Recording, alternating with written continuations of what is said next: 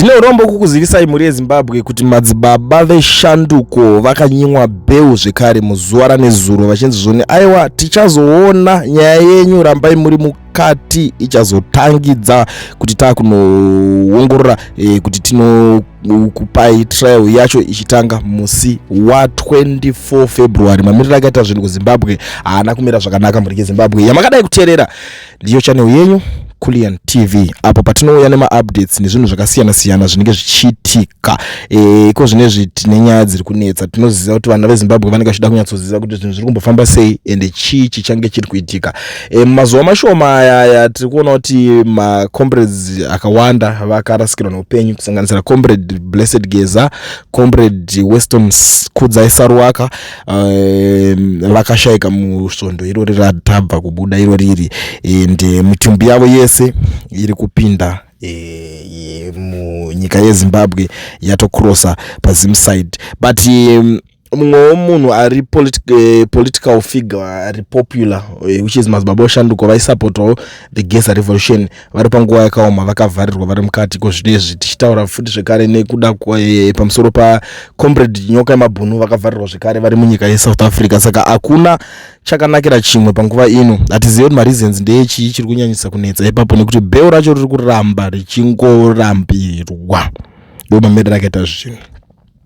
Madzibaba veshanduko Godfrey Karembera was yesterday denied bail. He remained in custody and his trial will start on 24 February. Madzibaba has been in detention since October last year. He is being persecuted for challenging the plans to amend the constitution to allow Mr. Mnangagwa to remain in office beyond 2028. Saka madzibaba veshanduko vari kubatanidzirwa pari kurova tsuro negwenzi rayo wese anenge angoda kusumudza musoro. Kune mamwe macomrades zvekare vakasungwa musi wa 17 October apo paida kupanga padedzerwa kuti paitwe demonstration yekupedzisira ya comrade Geza. Kune macomrades vakasungwa ipapo vanosanganisira ana baba Mudiwa, vanova mawo veteran, ana baba Mapango, Mapengo, ana honorable Chagwiza.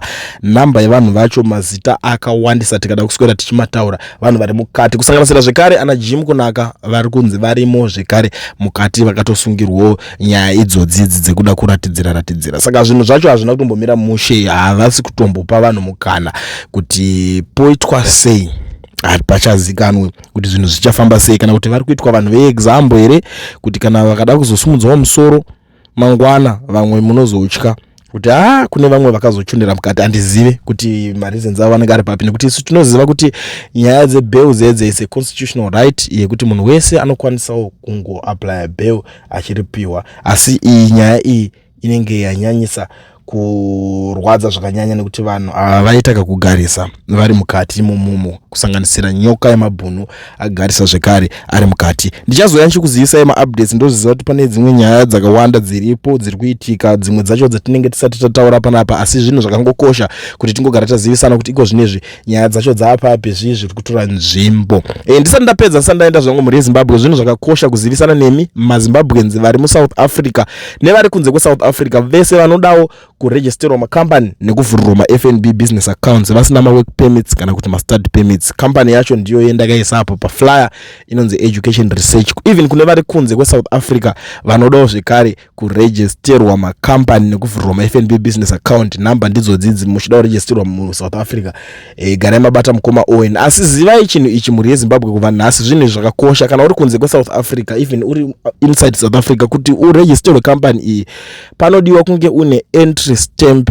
Chidindo chekupindisa munyika chinofanira kunge chiripo papassport yako ndokuti process yacho iyoyo itoita zviri nice smooth zvinhu zvacho zvotoita. And Education Research inopedza masports ndo shasha idzi ndo vanhu vavhurira vanhu vakawanda makambani vamuri kuona vari kutenderera vari kuzvitambinga mujoni munomo nekuti vanhu vakazoti vanozotanga kuwana kuti wanowana subcontract unodawo kuti unge uine company registered, une FNB business account so that mari dzako hadzinonoke kupinda kwadzo. Zvinhu zvako zvese zvinenge zvingori trustworthy. Even ukaenda kana kuconstruction or anyway kana uchida kungoita zvinhu zvakataka kurongeka chete unofanira kunge une zvinhu izvozvo.